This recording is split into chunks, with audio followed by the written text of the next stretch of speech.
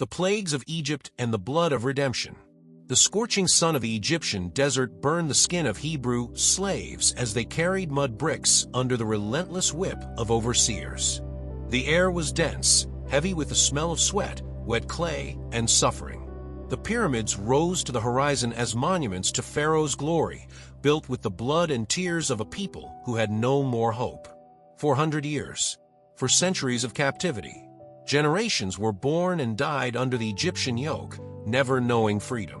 Children grew up seeing their parents hunched over, exhausted, aging before their time.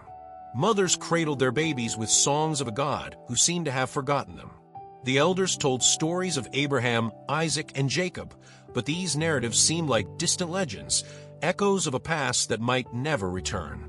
In the Hebrew villages of Goshen, simple mud brick houses were stacked against each other. Barefoot children ran through the narrow, dusty streets. Women ground grain into stones as they talked in low voices, always alert to Egyptian soldiers patrolling the area.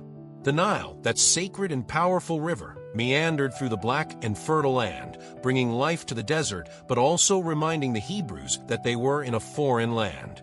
But amid the silence of despair, a cry began to rise. It wasn't loud, but it was deep. It came from the heartbreak of mothers who lost children thrown into the river.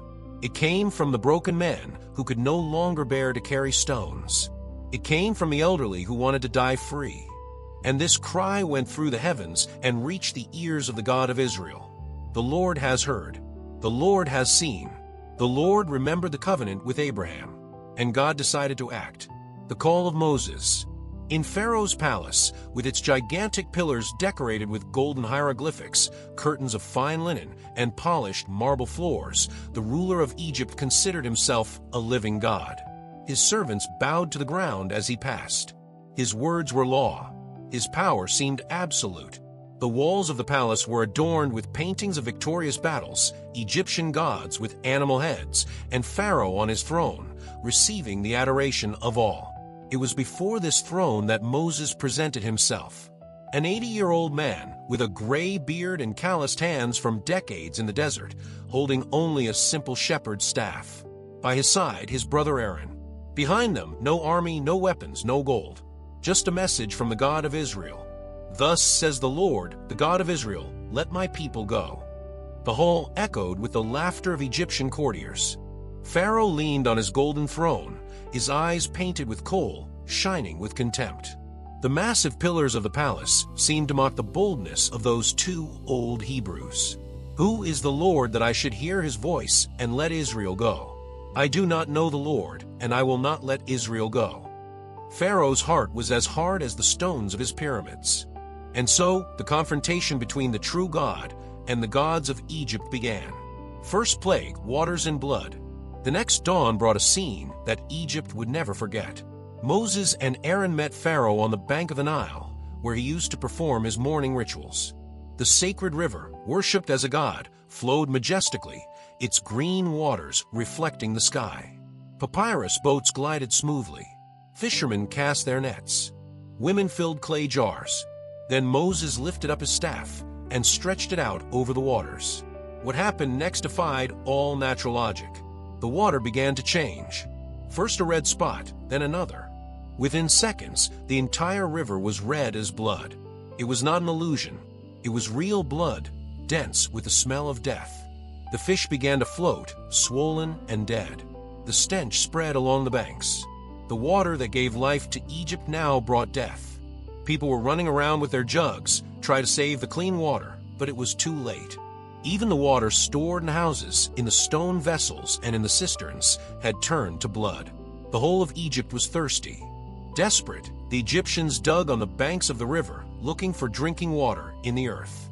But Pharaoh returned to his palace, drinking wine from his private reserves, and hardened his heart still more. Second plague, the invasion of the frogs. 7 days passed with the Nile bloodied. Then one humid morning, the second plague began. First, it was just a few frogs jumping out of the river. Nothing unusual. But then came more, and more, and more. In minutes, there were thousands. In hours, millions. Green, fat frogs leaping everywhere, covering the ground like a living, loathsome carpet. They entered the luxurious palaces and the humblest huts. They invaded the rooms, jumping on Pharaoh's beds of fine linen and on the straw mats of the poor. They entered the ovens where the women baked bread, burning to death, but being replaced by hundreds of others. They fell into the bowls of food, the jugs of water, the stored clothes. There was no escaping the incessant sound of his croaks, day and night. The streets of Egypt were impassable. Each step crushed frogs, leaving a trail of slimy bodies. The sound of croaking was deafening. Children cried, unable to sleep. Adults went crazy with the constant noise and the impossibility of preparing clean food. Pharaoh called Moses. "Pray to the Lord to take away the frogs, and I will let the people go." Moses prayed, and the next day, all the frogs died at the same time. But the relief was brief. The smell of millions of dead frogs rotting under the sun was unbearable. The Egyptians gathered them into heaps, huge piles of corpses that reeked of horrors. But when Pharaoh saw that there was relief, he retracted his word. Third plague, lice. Without warning, Aaron stretched out his staff and struck the dust of the ground. And impossible happened. Every grain of sand, every particle of earth turned into tiny lice, almost invisible but deadly annoying. They covered everything. They infested the hair of the Egyptians, their clothes, their beds. They bit non-stop, causing incessant itching. They attacked men, women, children, animals. Even Pharaoh's priests, ever so spotless in their white robes and shaved heads, were covered in lice, scratching themselves desperately. The magicians of Egypt, men considered powerful and wise, tried to replicate the miracle with their incantations, but failed miserably. For the first time they admitted before Pharaoh, "This is the finger of God." But Pharaoh's heart remained hard as granite. Fourth plague, swarms of flies. The fourth plague brought a clear distinction. God drew an invisible but absolute line between the Egyptians and his people. Clouds of flies, so dense that they darkened the sun, invaded Egyptian homes. They were no ordinary flies, but voracious swarms that sting, biting, and making life impossible. They covered the food, landed on the faces, entered the ears, the mouth, the nose. The buzzing was constant and maddening. But in Goshen, where the Hebrews lived, there was not a single fly. The sky was clear. The children played quietly. Families ate in peace. The distinction was undeniable. The God of Israel was protecting his people. The Egyptians looked with envy at the land of Goshen. How was it possible? The border had no high walls or physical barriers, but flies simply did not cross it. Pharaoh again promised to let the people go, but when the plague ceased, he backtracked once more. Fifth plague, pestilence in animals. The fifth plague has struck at the heart of the Egyptian economy. A violent and fulminating plague fell on the Egyptian cattle. Magnificent horses that pulled the war chariots fell dead. Strong oxen that plowed the fields simply stopped breathing. Sheep, goats, camels, donkeys, all the Egyptian flocks were decimated. In the fields, the smell of animal death was suffocating. Farmers wept in front of their dead herds, representing years of lost work. Egypt's wealth was literally rotting under the sun. But in Goshen, not a single animal of the Hebrews died. His sheep grazed peacefully. His oxen moved healthily. His donkeys carried loads without problem. Pharaoh had it checked. The messengers returned confirming not a single Hebrew animal had died. But Pharaoh's heart remained unyielding. Sixth plague, ulcers. Without warning, Moses took handfuls of ash from the furnace and threw them into the air before Pharaoh. The fine dust rose like a cloud and spread throughout Egypt, invisible but devastating.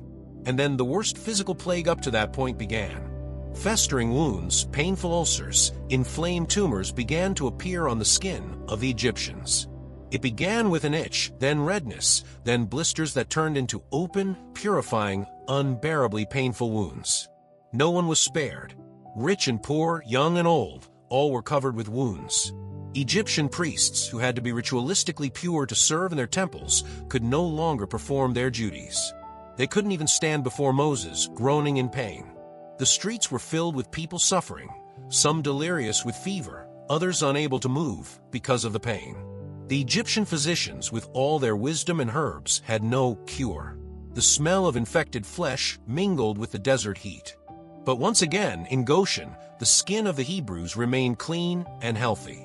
Seventh plague, hail and fire. God sent a warning through Moses. Tomorrow I will send the worst storm Egypt has ever seen. Gather your servants and animals inside, or you will die. Some Egyptians, terrified by the previous plagues, obeyed. Others, still mocking, left their servants and animals in the field. The next day, the sky darkened in an unnatural way. Black, heavy clouds formed, charged with electricity. Then it began. Lightning tore through the sky in succession, illuminating everything with blinding white light, followed by thunder so loud that it made the buildings tremble. And from the sky fell stones of ice the size of fists, mixed with fire. It was impossible. Hail and fire, opposite elements, falling together. The hail destroyed everything in the field: wheat, barley, flax, trees. The ice stones pierced leaves, broke branches, killed animals that had been left outside. And the fire, descending in the form of lightning, ran along the ground, burning everything that the hail had not destroyed. Egyptian servants who were in the camp were hit and killed. Centuries-old trees were broken in half. Entire plantations, months of work, turned to rubble in minutes. The storm raged for hours, turning the verdant fields of Egypt into a shattered desert. But in Goshen, not a single hailstone fell. The sky was clear, the crops intact, the children playing quietly as they saw, in the distance, the destruction in Egyptian territory. Pharaoh, terrified, called Moses. I have sinned. The Lord is just. I and my people are ungodly. Pray that the thunder and hail may cease. Moses prayed. The storm stopped instantly. But when Pharaoh saw that the rain, the hail, and the thunder ceased, he sinned again and hardened his heart.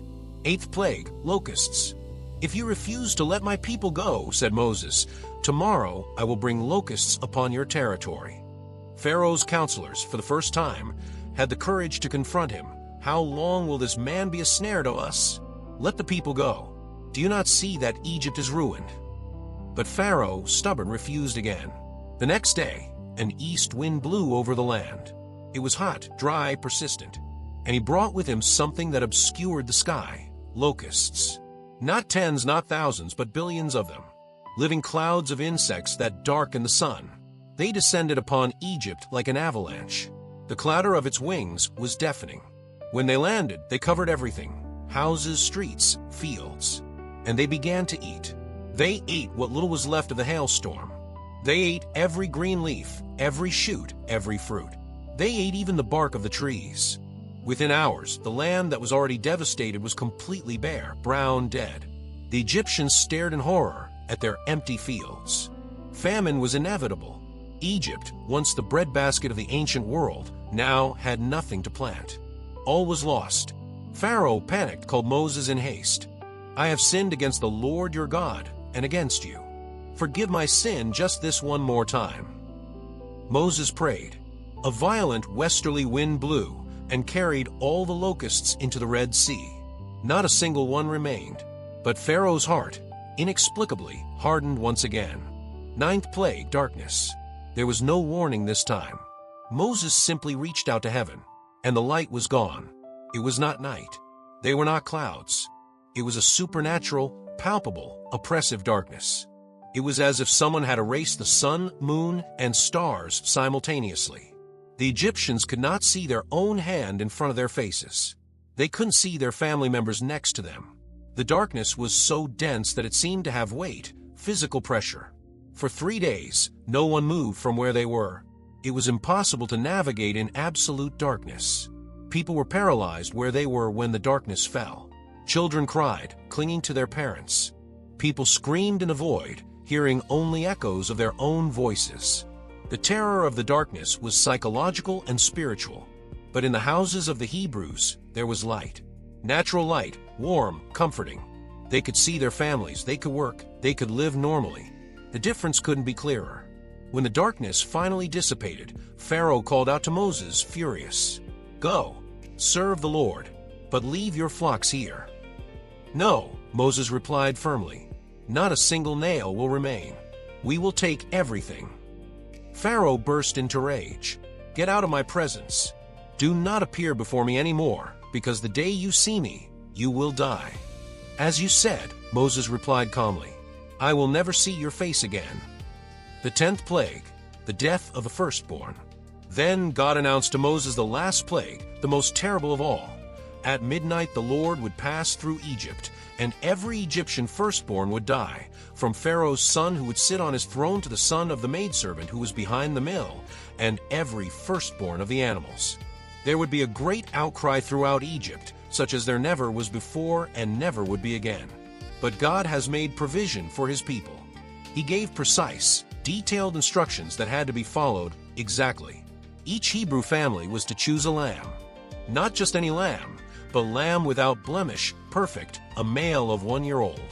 This lamb was to be examined for 4 days, living with the family, to make sure it was spotless. On the 14th day of the month, in the evening, when the sun began to set over Egypt, each family was to sacrifice its lamb. It was a solemn, sacred moment. The lamb, which had been cared for and watched, would now give its life. And then came the crucial part. The lamb's blood was to be collected in a basin and applied to the doorframes, the sides and top, using a sprig of hyssop. The blood should be visible from the outside, a clear, red sign, impossible to ignore. Inside the houses, families were to roast the lamb and eat it thoroughly, with unleavened bread and bitter herbs, dressed and ready to go, with sandals on their feet and staff in hand. It was a meal of liberation. And God made a solemn promise, "When I see the blood, I will pass over you." The night of Easter. As the sun set that night, a heavy atmosphere covered both Egypt and Goshen. The Hebrews moved in silence, obeying every detail of divine instructions. Parents held lambs that had been with their families for 4 days. Children petted the animals for the last time, without fully understanding what was happening. Then, at command, the lambs were sacrificed. Pure, innocent, spilled blood. With branches of hyssop, the men wet the blood and carefully rubbed it on the door frames. The red blood glistened in the light of the lamps running down the wood. It was an act of radical faith. There was no human logic in this, only obedience to God. "Why are we doing this, Dad?" the children asked. And the fathers answered, as God had instructed, "It is the Passover sacrifice to the Lord, who passed over the houses of the children of Israel in Egypt, when he smote the Egyptians and delivered our houses." Families gathered inside houses marked by blood. The doors were closed. No one should leave until dawn. The meal was served, the lamb roasted, the unleavened bread, the bitter herbs that reminded him of the suffering of slavery. Outside, the streets of Goshen were silent. Each door had a red light. Each family was protected under blood. But in Egypt, the houses did not have the blood. In the mansions of the rich and in the huts of the poor, in the houses of the priests and in the palaces, there was no sign of protection. Midnight arrived, and the angel of death passed through the earth. There was no noise, there was no warning. But in every Egyptian house without the blood, the firstborn simply stopped breathing. Pharaoh's eldest son, heir to the throne, died on his luxurious bed of linen and gold. The eldest son of the prisoner in the dark dungeon died in chains. Strong young men, small children, babies in their mother's arms, all the Egyptian firstborn died that night. The screams began. First one, then another, then hundreds, thousands. A collective outcry of unimaginable pain spread across Egypt. Mothers embraced lifeless bodies. Parents fell to their knees, incredulous. There was no house where there was not a dead person. Pharaoh himself woke up to find his son dead. The man who considered himself a god, who had power over millions, could not save his own son. He fell next to the body, and for the first time, his heart of stone broke. Their cries joined the chorus of lament that covered the nation. But in the blood-scarred houses inside Goshen, there was peace. The Hebrews heard the distant cries of the Egyptians, but inside their homes, their children slept safely. Healthy, protected, alive firstborns. The blood had made the difference. The blood on the doors was the barrier between death and life. It was not his kindness that saved them. It was not his works. It was the blood. Just the blood. It was still night when Pharaoh's messengers knocked on the doors of the Hebrew houses, calling for Moses and Aaron. The broken king sent a desperate message. "Arise, come out from among my people, both you and the children of Israel. Go, serve the Lord as you have said. Take your sheep and your cattle and go, and bless me also." The Egyptians, in their desperation and fear of more deaths, not only allowed the Hebrews to go, they begged them to go. They gave silver and gold jewelry, fine clothing, everything to hasten the departure of God's people. 600,000 men, not counting women and children, about 2 million people, prepared to leave. Entire families gathered in the streets. Animals were gathered in immense herds. Tents were rolled up. Belongings were loaded. And they began to walk. Generations that had been born into slavery now walked in freedom. Children who had never known any life other than forced labor now moved toward promise. Elders who thought they would die slaves now breathed free air. The streets of Goshen, which had once echoed with weeping and lamentation, now vibrated with songs of liberation. Mothers carried babies. Men led flocks. Young people helped the elderly. All the people moved as one body, united by the experience of the blood that saved them and by the hope of the promised land. When the sun rose that morning, the Hebrews were already far away. Behind them, they left Egypt in mourning, its fields destroyed, its economy ruined, its power broken. Ahead was the desert, the Red Sea, an encounter with God on Mount Sinai. But at that moment, as they walked under the open sky, one truth shone in every Hebrew heart. God had fulfilled his promise. He had heard their cries. He had seen her suffering. And he had redeemed them with a strong arm and mighty judgment. 400 years of slavery had ended in a single night, the night of blood, Easter night. The plagues of Egypt were not just demonstrations of power. Each plague was a direct judgment against the gods of Egypt. The Nile, worshipped as a deity, was transformed into death. The sun, considered supreme, was extinguished by darkness. The sacred animals died. The priests were powerless. The entire Egyptian pantheon was humbled before the one true God. But the last plague brought the most profound revelation. Salvation does not come by force. It does not come by human effort. It does not come by personal kindness. Salvation comes by blood. The Hebrew families were no better than the Egyptians. They were not morally superior. They did not deserve any more protection. The only difference between life and death that night was the blood on the doorframes. The angel of death did not ask about character, about good works, about religiosity. He sought only one thing: blood. Where there was blood, there was life. Where there was no blood, there was death. That lamb's blood, shed on the evening of the 14th day, marking the doors of the Hebrew houses, was a harbinger, a shadow of another lamb who would come centuries later. A lamb without blemish, who would be sacrificed so that his blood would mark not the wooden doors, but human hearts. A lamb whose death would bring not only deliverance from physical bondage, but redemption from the bondage of sin and death. Egypt learned in the most painful way possible that there is a God who sees, who hears, who acts, and who cannot be ignored. He learned that the oppression of the innocent does not go unnoticed. He learned that there are consequences to hardness of heart.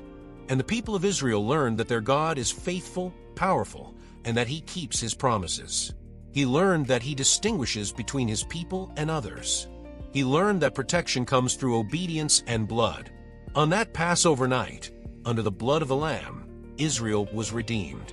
And that redemption would echo through the centuries, reminding each generation that God delivers, God protects, and God saves. The blood made the difference then, and blood continues to make a difference to this day.